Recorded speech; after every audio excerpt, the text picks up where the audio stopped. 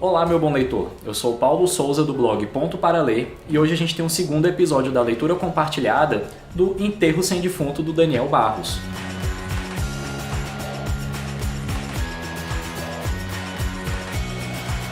Por que falar desse livro? Terminamos a leitura dele. Finalmente a gente terminou a leitura dele e cara, meu Deus, não tenho nem o que falar desse livro.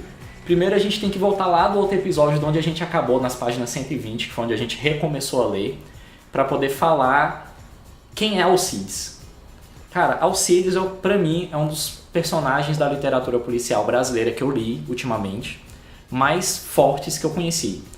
Ele é um cara obstinado. A gente já vê isso por conta das investigações que ele faz na área de drogas da Polícia Civil daqui do Distrito Federal, e de como ele consegue, junto com a equipe dele, os amigos, enganarem o delegado para poder prender o filho do senador que estava contrabandeando drogas.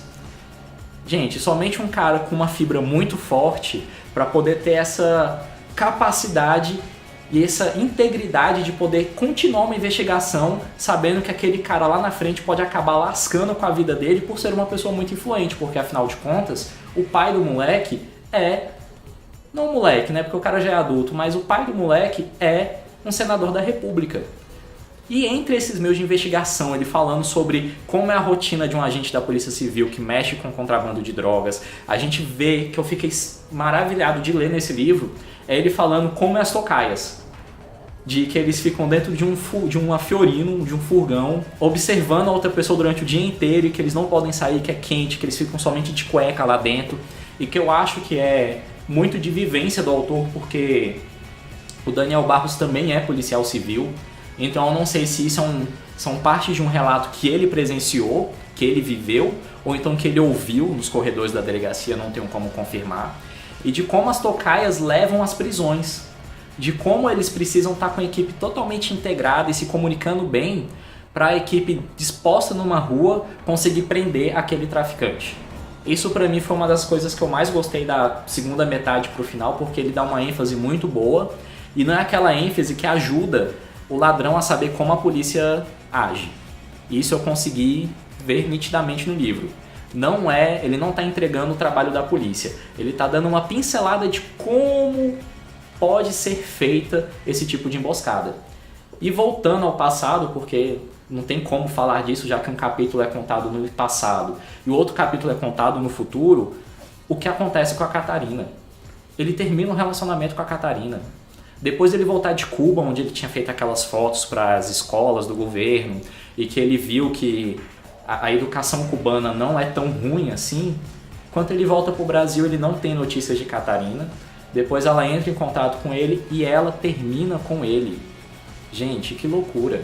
Como assim? Era o amor um do outro ali e eles terminam. Por isso que no presente ele não fala da Catarina. Por isso que no presente ele também não fala da Maria Clara.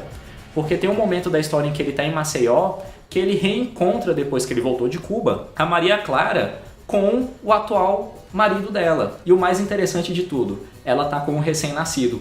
E fica aquela dúvida na leitura se o recém-nascido é realmente do Alcides, porque as datas batem com a última vez que ele ficou com ela, ou se o filho é do atual marido dela. E ela não diz, é um encontro muito rápido, o marido dela tem ciúmes do Alcides, então fica aquela coisa assim meio de...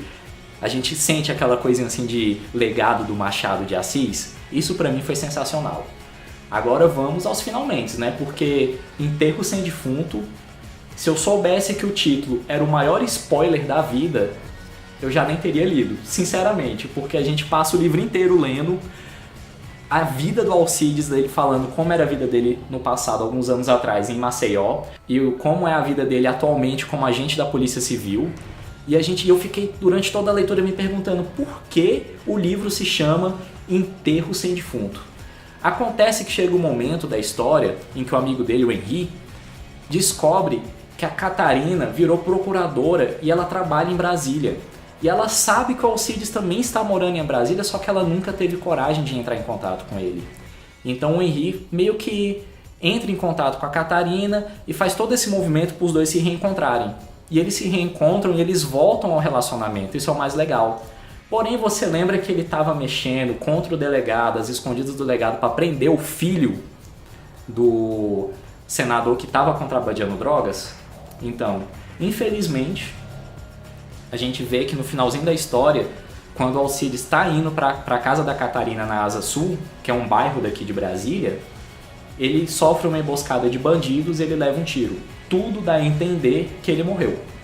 Ao enterro, a Catarina está presente no enterro, todos os amigos da Polícia Civil estão no enterro, que é da Alcides, que sofreu essa emboscada, por ter prendido uma pessoa influente do nosso sistema político. Porém, a gente é apresentado aqui, depois desse enterro, a um epílogo. Aqui, ó. A um epílogo, tipo assim, curtinho, uma página, poucos parágrafos, onde fala que depois de um ano do enterro do Alcides, o delegado, que era corrupto, e o filho do senador são mortos por um tiro de bala no meio da testa.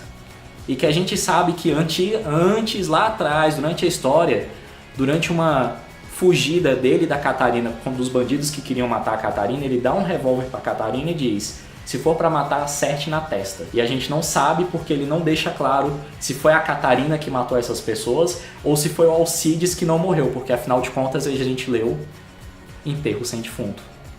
Então fica, o que você acha? Eu sou da teoria que era o Alcides, para mim ele não morreu, realmente foi um enterro sem defunto. Mas também dá a possibilidade de não, dele ter realmente morrido e a Catarina ter se vingado das pessoas que mataram seu grande amor. O que vocês acharam da leitura do livro? Vocês gostaram? Deixa aqui nos comentários. Fala tudo o que vocês acharam e de outras passagens que vocês acharam mais interessantes do livro.